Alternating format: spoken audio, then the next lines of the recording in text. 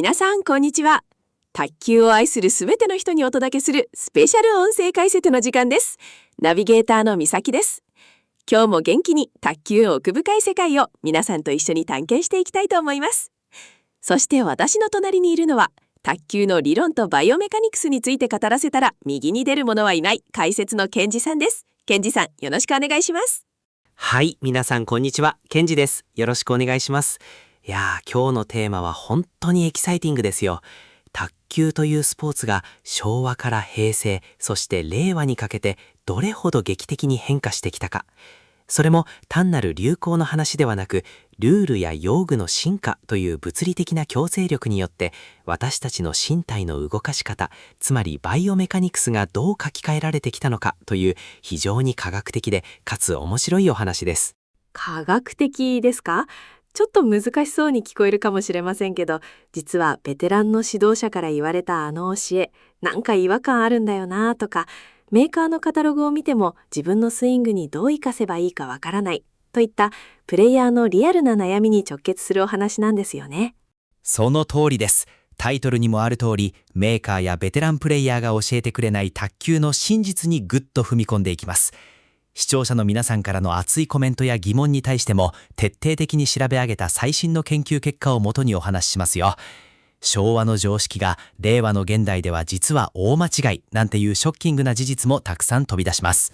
うわー、それは楽しみ半分、ちょっとドキドキですね。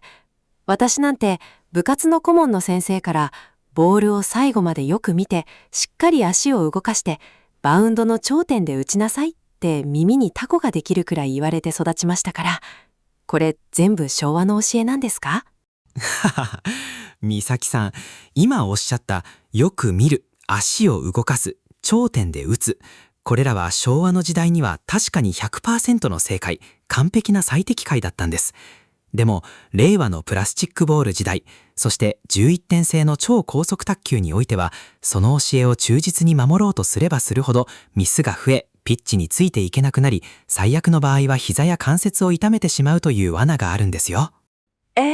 良かれと思って一生懸命やってきたことが怪我の原因になったり上達を妨げたりするなんてショックです。驚くのも無理はありません。でも大丈夫です。なぜその古い教えが現代では機能しないのか、そして代わりにどう身体を動かせばいいのか、その仕組みをバイオメカニクスの視点から一つずつ紐解いていけば、誰でも納得してプレースタイルをアップデートできますから。なるほど。ただこうしろって言われるんじゃなくて、物理的な理由や身体の仕組みから説明してもらえるとすんなり納得できますよね。この番組を聞き終わる頃には皆さんの卓球観がガラリと変わっているはずです。そうですね。今回は全20パートにわたってルール改正の歴史、ボールのマテリアル、つまり素材の変化がもたらした力学、視覚認知システムのパラダイムシフト、スイング軌道と肩甲骨の使い方、足のスタンスと体重移動、そして現代卓球を象徴する体重技術、チキータのバイオメカニクスに至るまでフルボリュームで余すところなく解説していきます。はい、皆さんノートとペンの用意はいいですか？車を運転中の方やランニング中の方は耳をダンボにして聞いてくださいね。それでは昭和と令和の卓球が織りなすディープなサイエンスの世界へレッツゴー。さて、まずは全体像をすっきり整理するために、この昭和と令和の卓球比較におけるエグゼクティブサマリー、つまり今回の超重要ポイントのまとめからお送りします。ケンジさん、一言で言うと昭和と令和で卓球は何が一番変わったんでしょうか？一言で言えば制度設計、つまりルールと用具マテリアルの変化が競技環境の力学を根本から再構築したということです。これによりプレイヤーは生き残るためにフォーム、スイング、スタンス、さらには脳の情報処理方法まで全てを論理的、科学的に最適化せざるを得なくなったというのが本質です。なるほど。道具が変わったから人間の動かし方も変わらざるを得なかったということですね。具体的な大きな発見としてはどういったものがありますか？主な発見は5つに集約されます。まず第一にゲームシステムとボールマテリアルの2大改革です。昭和の21点製 38mm セルロイドボールから令和の11点製 40mm プラスプラスチックボールへの移行ですね。これがすべての変化の出発点です。第2に、視覚認知システムのパラダイムシフト。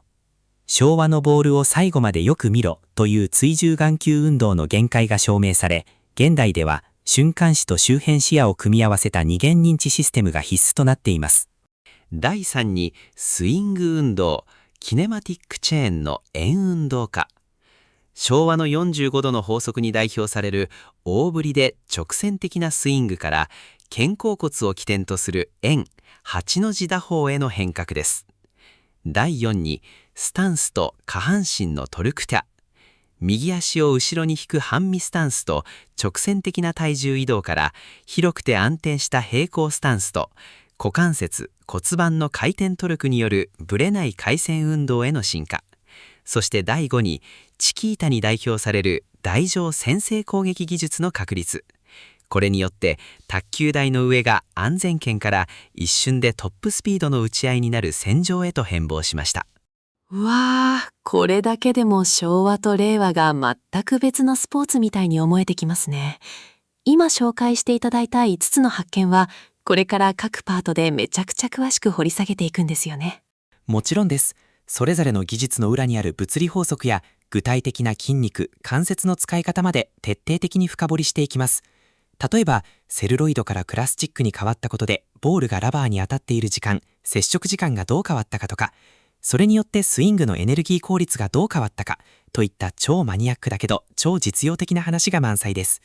楽しみです。それにカットマンや前陣速攻といった特定のプレースタイルがこの変化の中でどう生き残ってきたのか、その生存戦略についても後半でたっぷり語られるんですよね。はい、バタフライ、タクレポや沢級スポーツなどの信頼できる専門ソースの情報もふんだんに盛り込みながら、プレースタイルの歴史的変遷と最新の用具対策についても詳しく解説します。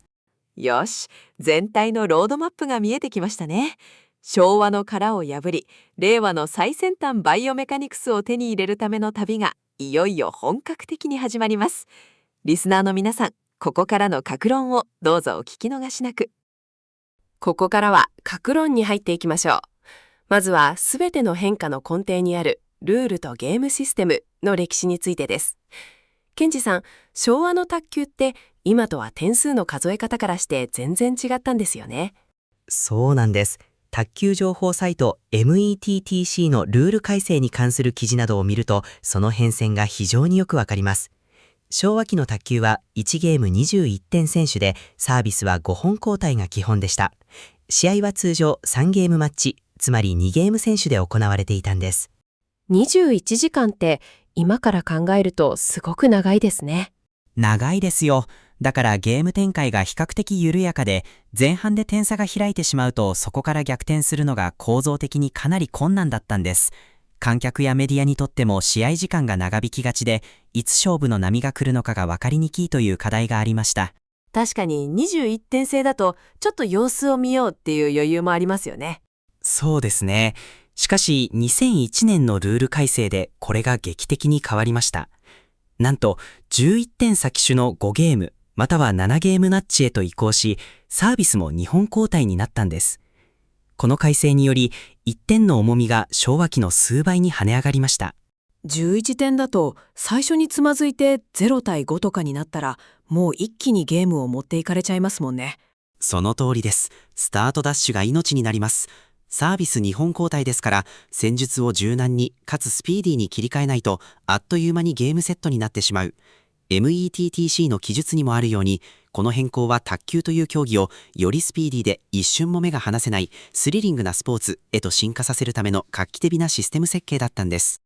心理的にも昭和の選手と令和の選手ではゲーム中の緊張感や集中力の持続のさせ方が全く違いそうですね。おっしゃる通りです。昭和期はじっくりと相手の戦術を見極めながらラリーを組み立てる余裕がありましたが、令和の現代卓球では最初からクライマックス、つまり1球目から 100% の力とスピードで戦う必要があります。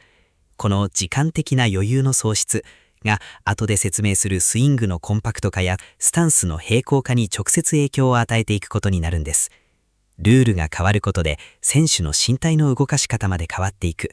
まさに制度設計がバイオメカニクスを規定している恒例ですね。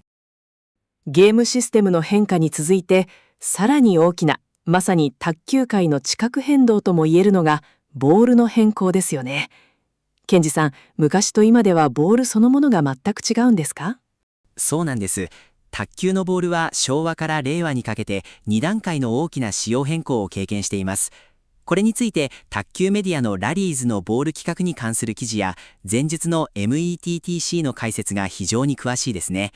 昭和期に使われていたのは直径 38mm、重量 2.5g のセルロイド製ボールでした。38ミリ？今使っているボール40ミリより一回り小さいんですね。わずか2ミリの差だと思いますが、球体の体積や空気抵抗の観点からすると、この2ミリはとてつもない差なんです。38ミリのボールは空気抵抗が小さいためスピードが非常に速く、また慣性モーメントが小さいため回転が極めてかかりやすかった。昭和の卓球はこの強烈な回転と超高速スピードのボールを使ってサーブ一発あるいは一撃の強打で決める即戦即決のラリーが主流だったんです。でもスピードが速すぎてラリーがすぐに終わっちゃうのは観客としてはちょっと寂しい気もしますね。そうなんです。国際卓球連盟 ITTF もラリーを長引かせてテレビ映えを良くしたいと考え、2000年にボールを40ミリ、重量 2.7g へと大型化しました。これによって空気抵抗が増し、スピードと回転が抑制されるはずだったのですが、さらに追い打ちをかけるように2014年には素材自体の変更が行われました。危険性の高いセルロイドから非可燃性のプラスチック 40mm プラスへの移行です。40ミリプラス。よくボールの箱に書いてあるやつですね。素材が変わることで物理的に何が起きたんですか？ METTC や沢球スポーツの記事によると、プラスチックはセルロイドに比べて比重の関係上、ボールの板圧、つまり肉圧を厚くしなければ十分な強度を保てないという性質があります。そのため重量が 2.7g へと増加しました。さらに加工の精度が上がったことで直径規定も従来の 39.5mm から 40.5mm という広い範囲から 40.0mm から 40.5mm へと変更され、平均してボールがわずかに大型化重量化したんです。大きくなって重くなった。これって打った感覚としてはかなりずっしり重く感じるんでしょうね。空気抵抗が増えたことでボールは相手コートにバウンドした後に大きく失速するようになりました。また重量が増したため打球も遠くへ飛ばしたりスピードを維持したりするためには昭和期よりも格段に大きなエネルギーが必要になったんです。この物理的寸法の変更こそがプレイヤーの筋肉の使い方やフォームを根本から変える引き金となりました。ボールが大きくなって重くなっただけじゃなく、実は表面の滑らかさやラバーとの相性も激変したと聞きました。そうなんです。ここが本当にバイオメカニクスに影響を与えた革新部分です。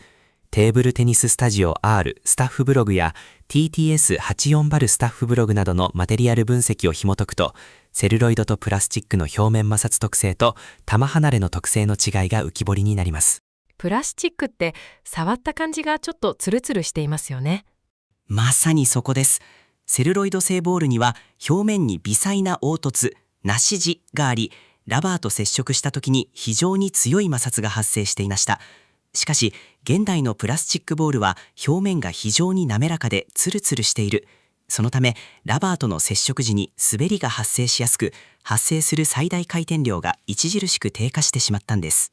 回転がかかりにくくなっちゃったんだ。トライブマンにとっては大問題ですね。大問題どころの騒ぎではありませんよ。さらに TTS840 スタッフブログなどで指摘されているのが球離れが遅いという特性です。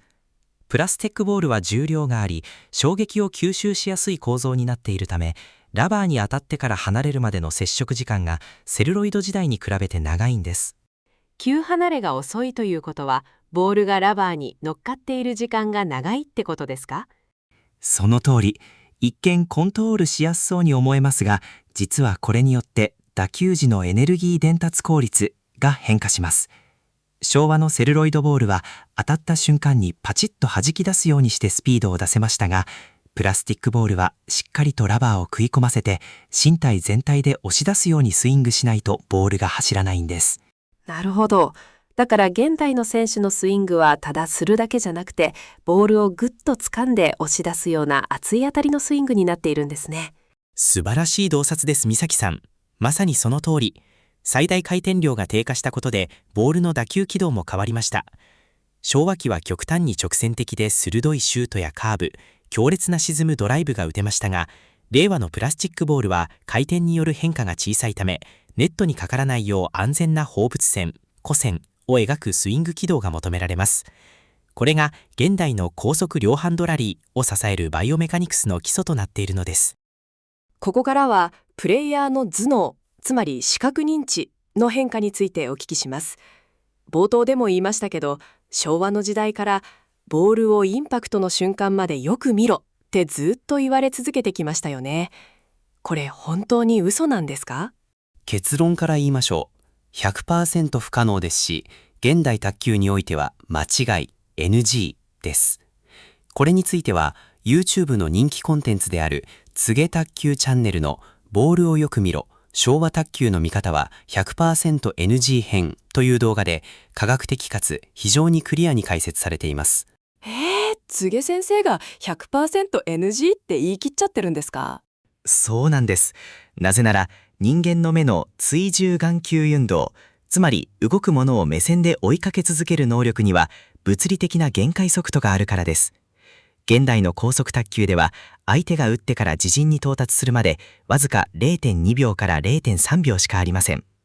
この超高速で飛来するボールを目で追い続けようとすると脳の視覚処理が追いつかず深刻な反応遅延を招いてしまうんです。で、ポイント？そんなの一瞬じゃないですか？目線をボールに合わせて動かせていたら、ラケットを振る頃にはもうボールが通り過ぎちゃってますね。まさにその通り。昭和の時代はボールが38ミリで回転が強く、ラリーのピッチ自体は今より少しだけ遅かったため、ある程度ボールを追うことが推奨されていました。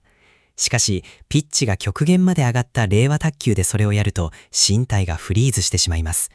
柘植卓球チャンネルでも指摘されているように、ボールを最後まで見ようと力むあまり、首や肩に余計な力が入り、視野が狭くなって、相手の動きや戻りの動作が追う最悪の循環に陥るんです。言われてみれば、ボールを凝視しようとすると、身体全体がガチガチに緊張しちゃいます。これが昭和の呪縛だったんですね。そう、呪縛です。人間はインパクトの瞬間を視覚的に捉えてから打っているわけではありません。そんなことをしていたら脳から筋肉への伝達スピード、つまり反射速度が絶対に間に合わない。現代卓球では脳と目の使い方を全く異なるシステムへとアップデートしているんです。じゃあ現代のトッププレイヤーたちは飛んでくるボールを一体どうやって見ているんですか？彼らが実践しているのが瞬間視と周辺視野を組み合わせた高度な二元認知システムです。これも柘植卓球チャンネルの周辺視野理論で詳しく解説されていますが、彼らはボールそのものを目で追っていません。ボールを見ないで何を見てるんですか？彼らが瞬間視、つまり一瞬だけピントを合わせて凝視すること、しているのは相手のラケットの打球角度と相手のスイング軌道、そして相手の身体の向きです。ボールじゃなくて相手のラケットや体を見ているんだ。ベースに彼らが瞬間しているのは相手のラケットの打球角度と相手のスイング軌道、そして相手の体の向きです。そうです。相手が打つ瞬間の情報を脳にインプットすることで、ボールが射出される球種、スピード、コースをバウンドする前にほぼ 100% 予測しているんです。そして実際に飛んできたボールに対しては、あえて視線を固定しません。ネットを越えるあたりまではぼんやり視認しますが、自陣コートにバウンドしてインパクトに至るまでのプロセスは目線を動かさずに周辺視野のぼんやりとした近くに委ねているんです。視線を固定しないことでどんなメリットがあるんですか？最大のメリットは脳の処理リソース、つまりエネルギーを大幅に節約できることです。目線を細かく動かさないため、首や肩の筋肉が脱落し、リラックスした状態を保てます。その結果、自分の戻り動作、つまりニュートラルポジションに戻ることや、次の打球に向けたバックスイングへの履行が極めてスムーズかつ高速に行えるようになるんです。なるほど。ボールをぼんやり捉えることで、かえって自分の身体がスムーズに動いて、次の準備ができるわけですね。その通りです。視野を広く保つことで、相手が次にどこへ動こうとしているかという相手の情報も同時に入ってきます。昭和のボールをよく見ろが、自分とボールの1対1の関係に閉じこもる指導法だったのに対し、令和の周辺視野システムは、自分、ボール、相手の3つの動的な関係性を同時に把握する、まさに3次元的な認知革命なんですよ。目から鱗の視覚認知システムに続いては、打球のタイミングについてです。私、これについても昭和の先生から、とにかくバウンドの頂点で捉えなさい。それが一番安定するからって習いました。これについても、やっぱり最新のバイオメカニクスでは違う見解なんですか？はい、バウンドの頂点に固定する画一的アプローチは現代卓球においては非常に非効率であり、さらには怪我のリスクを高める要因であることが分かっています。柘植卓球チャンネルの昭和卓球の頂点で打ては 100%NG 編という、これまた刺激的なタイトルの動画でそのメカニズムが暴かれています。また 100%NG が出ましたね。どうして頂点で打つのが良くないんですか？点々という一点だけで打とうとすると、飛んでくるすべての長短のボールに対して自分が前に細かく動いて打球ポイントを完璧に合わせにいかなければならなくなります。これが足を無駄にバタバタと動かすフットワークを強いる原因になるんです。わかります。もっと足を動かせって怒られて、はあはあ息を切らしながら必死にバタバタ動いていました。そう、その結果、関節や靭帯、特に膝や足首に過度な負担がかかり、シニアプレイヤーやジュニア選手が怪我をする最大の原因になっていたんです。さらに物理的な観点から言うと、現代のプラスチックボールはバウンド後に急激に失速し、軌道が変化しやすい。そんなボールに対して毎回バウンドの頂点というピンポイントのタイミングを狙い続けるのは、確率的にも非常にミスが出やすい行為なんですよ。タイミングを頂点に固定すること自体が自分を苦しめていたんですね。その通り、昭和の時代はボールの球威が今ほどではなく、また回転量でボールをコントロールできたため、頂点で捉えることが基本とされていました。しかし、令和の現代卓球では、タイミングを自分でコントロールする。つまり、ボールに合わせるのではなく、自分がボールのタイミングを選択するという柔軟な思考が必要不可欠になっているんです。では、令和の現代卓球では具体的にどうやってタイミングを取っているんでしょうか？ここで登場するのが現代卓球の革新理論である4分割タイミング理論です。これも柘植卓球チャンネルが提唱し、現代のトップ指導者たちが実践しているアプローチですね。ボールのバウンド後のプロセスを以下の4つのフェーズに分割します。1つライジング、バウンド直後の上昇期。2つ頂点前。3つ頂点。4つ下降期、バウンドして落ちていく局面。現代卓球ではこの4つのタイミングを状況に応じて全て選択肢として持ち、柔軟に使い分けるのが基本原則です。頂点だけじゃなく4つ全部を使い分けるんですか？難しそう。いえ、実はこの方が身体の負担ははるかに少ないんです。例えば、前陣、台に近い位置での高速ラリーにおいては、相手に時間的な余裕を与えないために、基本的には頂点前、あるいはライジングで打球することが大前提となります。バウンドしてすぐの、まだボールの勢いがあるところをポンと跳ね返すように打つんです。それなら足をバタバタ動かさなくても、その場で手を出すだけで打てそうですね。そうなんです。自分が動く代わりに、ボールの上昇する力を利用して打つわけです。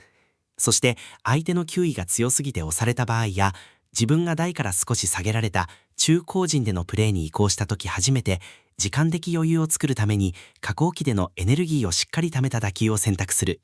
なるほど。状況に合わせてタイミングを変えることで無理に動かなくてもよくなるんだ。その通り、バウンドの頂点という神聖にして誇すべからざる一点から解放されることで、プレイヤーのフットワークは驚くほどシンプルにかつ省エネになります。この4分割タイミング理論のマスターこそが、令和のピッチ卓球においてラリーを支配し、かつ選手寿命を伸ばすためのバイオメカニクス的最適解なんです。タイミングの次は実際の腕の振り方、つまりスイング軌道についてです。昭和のスイングといえば、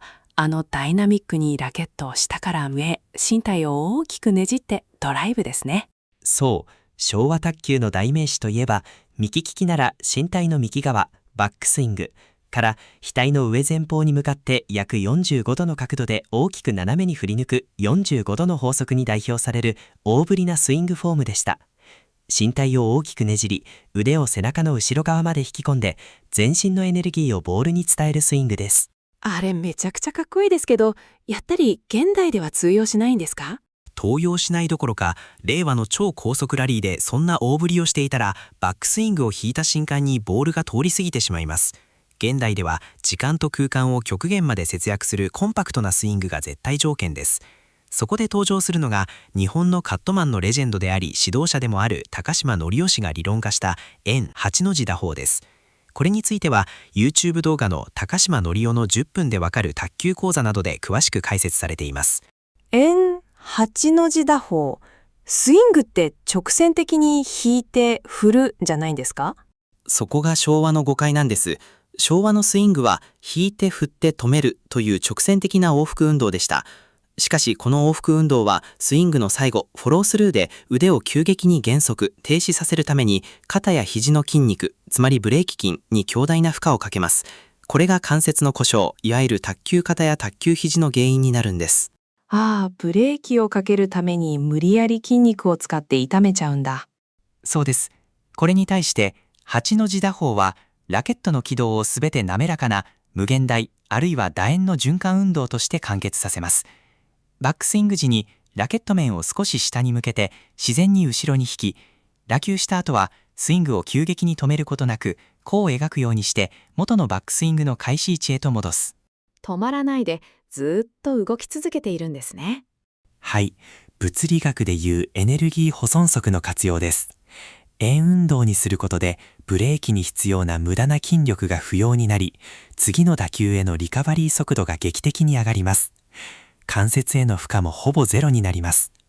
この流れるような循環運動こそが、令和の選手たちが涼しい顔をして何十球もの超高速連打を続けられる秘密なんですよ。スイングを楕円や8の字にするとして、でも現代の選手ってどうしてあんなに小さなバックスイングからあんなに強いボールが打てるんですか？私なんて大きく引かないと強いボールが打てなくて。そこにもう一つのバイオメカニクス的革命である肩甲骨打法と肩を抜く、つまり脱力する技術があります。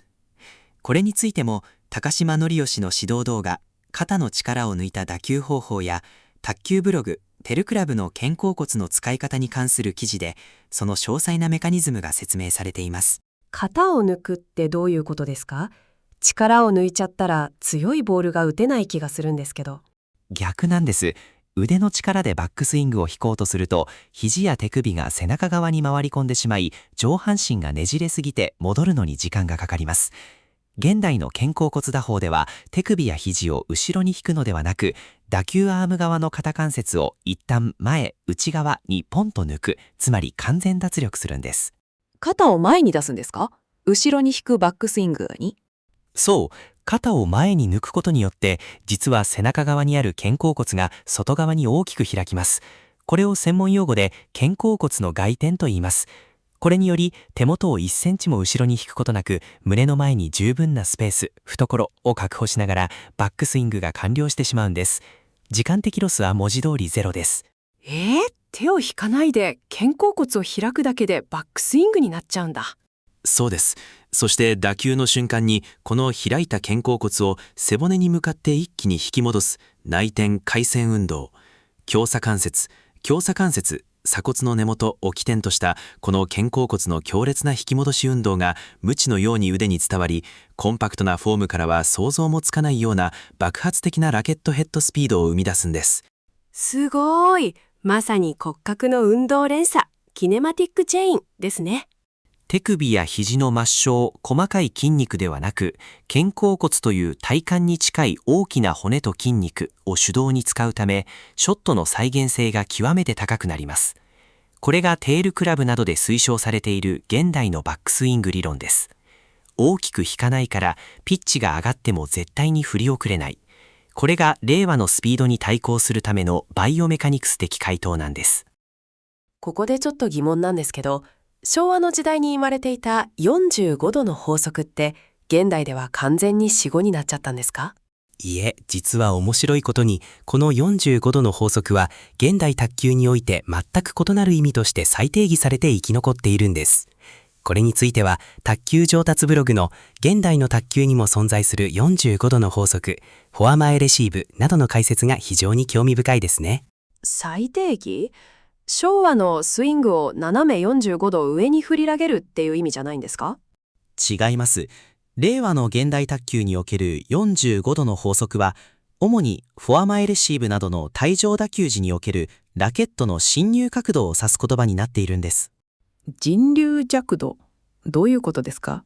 現代のプラスチックボールは相手の回転、特に下回転や横回転の影響を非常に強く受けやすい性質を持っています。例えば、フォア前にふわっと浮いた短い下回転サーブが来たとき、ラケットを相手コートに対して垂直、あるいは真横から入れてしまうと、ボールの回転をもろに食らって、ネットミスやオーバーミスをしてしまいます。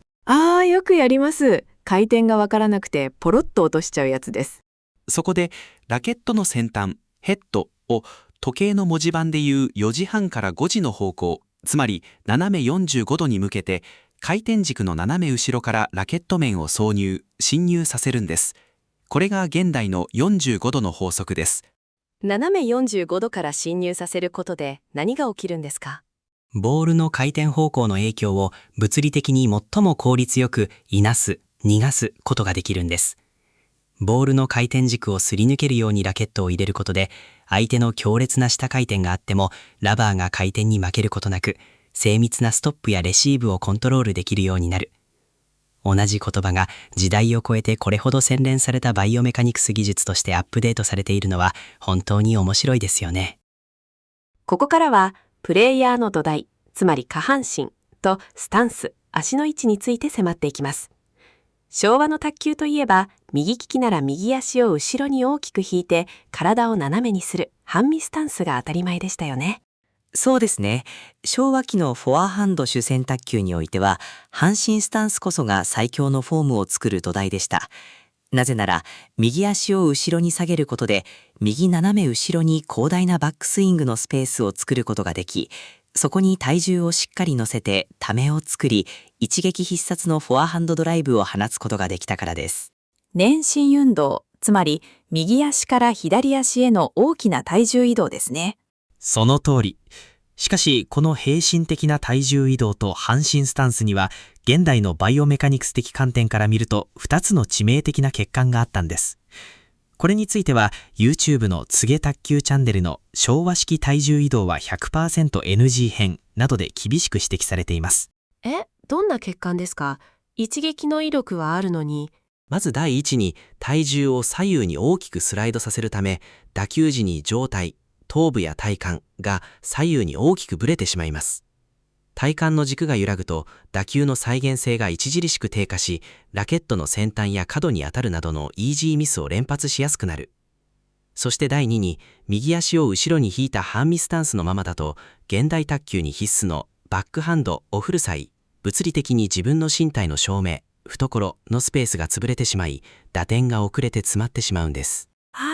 言われてみれば、右足を後ろに引いた姿勢からバックハンドを振ろうとすると腰が引けちゃって窮屈で全然力が入らないです。そうでしょう。現代は高速両ハンドの時代です。フォアハンドを振った直後、コンマ数秒後にはバックハンドを振らなければならない。そんな超高速ピッチの中で、毎回右足を引いて、戻して、また引いて、なんてステップを踏む時間は物理的にどこにもないんですよ。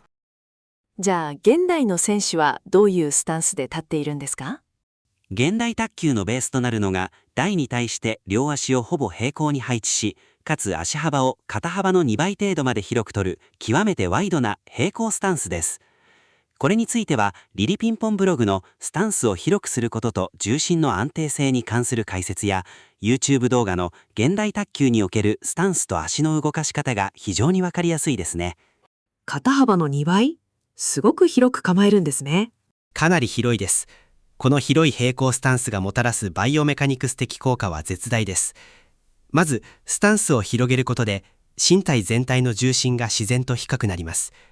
さらに、床と接している面積、すなわち支持底面が劇的に広がります。支持基底面が広がるとどうなるんですか？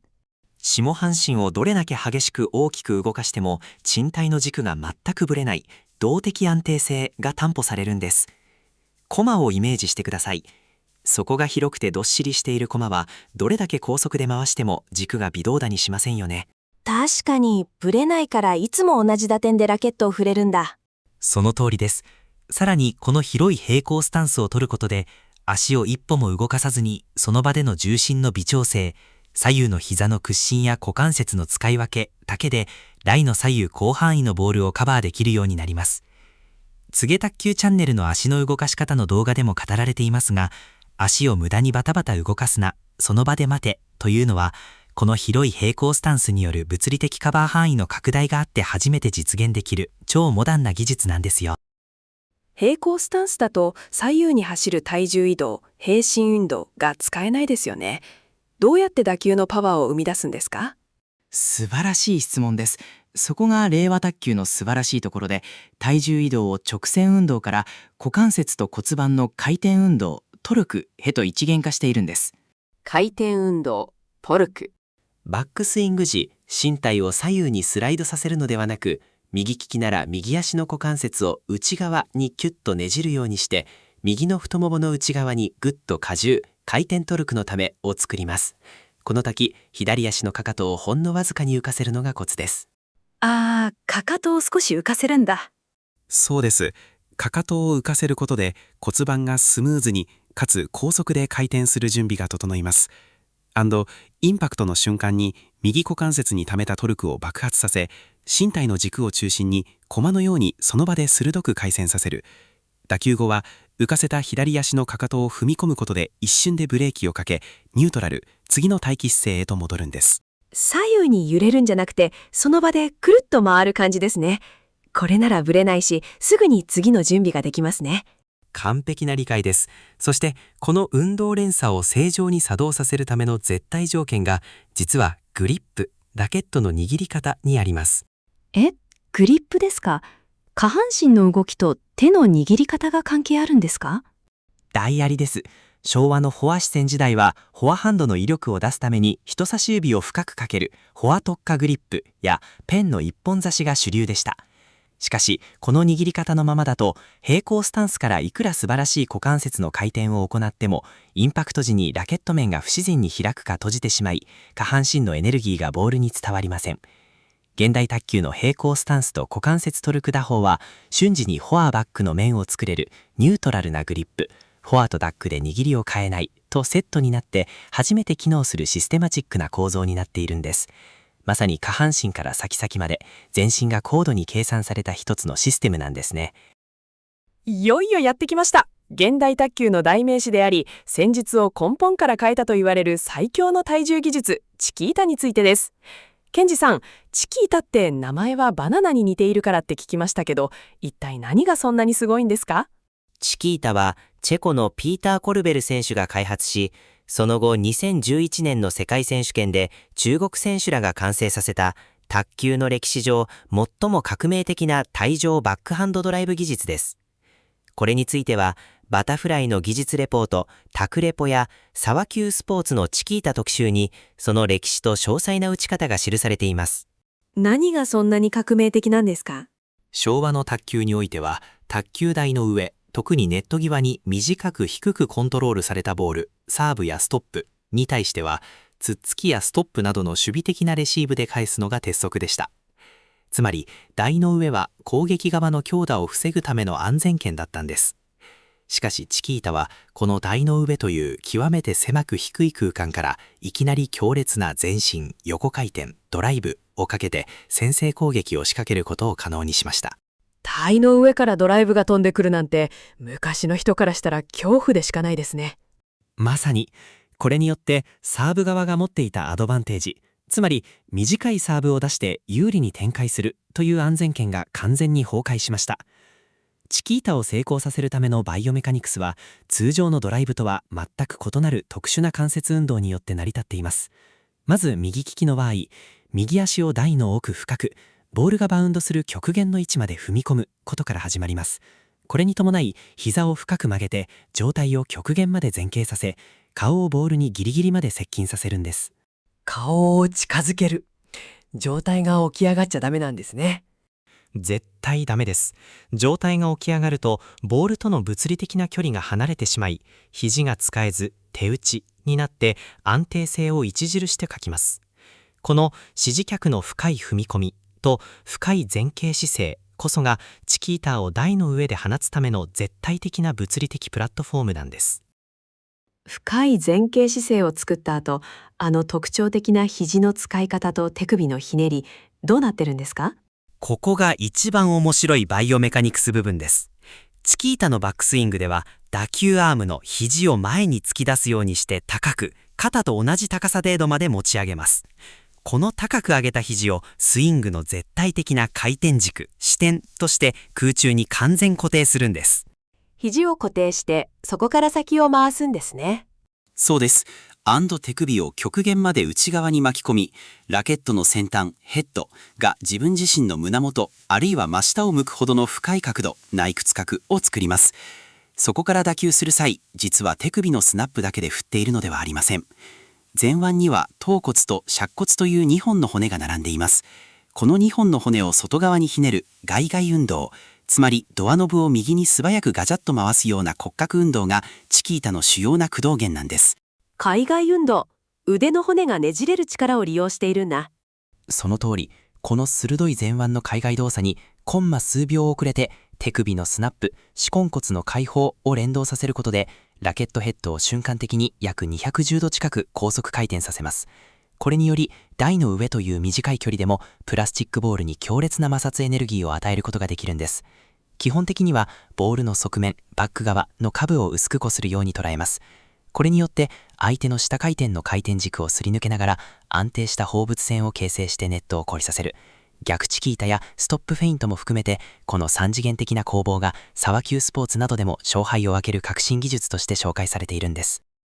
モールがプラスチックになりチキータが普及し、テクがどんどん高速化していく中で、ラバーやラケットなどの用具もすごく進化しましたよね。はい。バタフライタクレポやサワ級スポーツの用具分析を見ると、プラスチックボールによる回転量低下、失速特性という物理的なハンデを補うために、用具がすまずい進化を遂げてきたことがわかります。その代表例が粘着テンションラバーの台頭と特殊素材、カーボンなどラケットの一般化です。粘着テンションラバー、すごく人気ですよね。表面がペタペタしてボールをつかむやつ。そうです。プラスチックの滑りやすい表面に対して粘着性の強い摩擦力でボールをつかみ、スポンジの強力な反発力、テンションで弾き出す。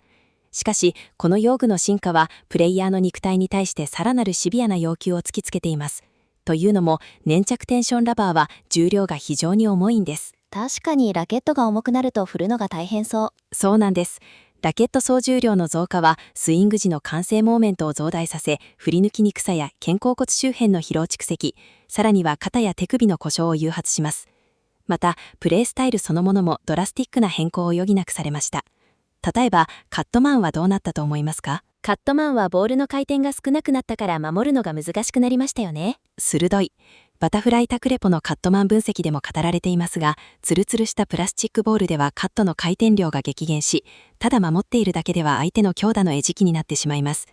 そのため、現代のカットマンは従来の守備一辺倒から脱却し、チャンスがあれば平行スタンスから一気に前進へ踏み込み、両ハンドドライブで攻撃に参加する超攻撃型カットマンへの進化を余儀なくされています。攻撃もできるカットマン、かっこいいけどものすごく体力がいりそうですね。まさに。さらにピッチで勝負する前陣速攻型オモソフトラバー使用者も球離れの遅さから従来の弾き打つフラット打法が通用しなくなり、パワー重視のスマッシュか、あるいはドライブを織り交ぜた複合的なフォームへの改造が必要不可欠となっています。用具の進化はプレイスタイルの淘汰と進化の歴史そのものなんです。さて、ここまで本当に盛りだくさんの内容でお送りしてきましたが、この第19パートでは一度立ち止まって昭和と令和のバイオメカニクスをすっきりと整理して総括したいと思います。健二さん、改めてこの変遷の歴史を振り返ってみていかがですか？いやー、実に論理的で美しい歴史ですよね。昭和から令和に至る卓球技術の変遷は、誰かが思いつきで始めた流行や個人的な思考の変化なんかではなく、すべてがルール改正や新マテリアルという物理的要因に適合するために行われた極めて論理的かつ科学的な動作最適化の歴史なんです。動作最適化ですか？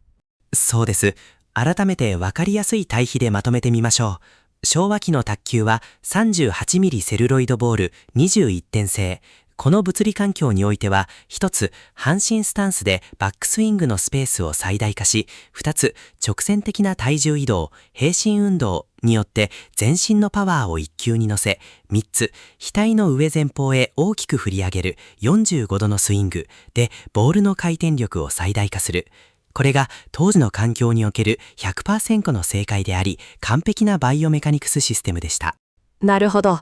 当時のルールとボールなら、それが一番強くて効率的だったんですね。その通り。しかし、令和の現代卓球は 40mm プラスプラスチックボール11点製。回転量が減り、ラリーが長期化し、ピッチが極限まで上がったこの超高速環境においては、昭和のシステムは振り遅れ、体幹のブレ、バックハンドの不全、そして身体の故障を招く障害にしかなりません。だからこそ、一つ、骨盤と股関節のトルクを利用し、軸がぶれない回旋主導の体重移動。二つ、重心を低く保ち、両ハンドの切り替えを担保する広い平行スタンス。三つ、肩甲骨の外転、内転運動を利用したコンパクトな肩甲骨打法。四つ、無限の連打を可能にする循環的な円8の字打法。五つ、先手を取る三次元的なチキータ。これらが現代の最適解なんです。わあ、こうして整理すると、すべてのパーツがパズルのようにカチッと組み合わさって、一つの巨大な現代卓球システムを作っているのがよくわかります。人間の身体って環境に合わせてこんなにも見事に自己改革できるものなんですね。本当に驚くべきことですよね。昭和の技術を否定するのではなく、昭和のシステムがなぜ生まれたのかを理解した上で、現代の物理環境に合わせた最適な身体の使い方へとアップデートする。これこそが私たちが学ぶべき卓球の真実なんです。楽しい対談もいよいよ最後のパート。結論と未来への展望となりました。ケンジさん、昭和から令和へとこれだけダイナミックに進化した卓球技術ですが、この先は一体どうなっていくんでしょうか？はい。これからの未来、卓球のバイオメカニクスはさらに異次元のレベルへと進化していくことは間違いありません。その推進力となるのは、やはりテクノロジーと AI による動作解析です。AI ですか？卓球と AI ってどう結びつくんですか？現在、トッププレイヤーたちの動きはハイスピードカメラやウェアラブルセンサーによってミリ秒単位、ミリメートル単位で数値化されています。骨格の動き、筋肉の出力タイミング、関節の角度変化などがすべてデータ化され、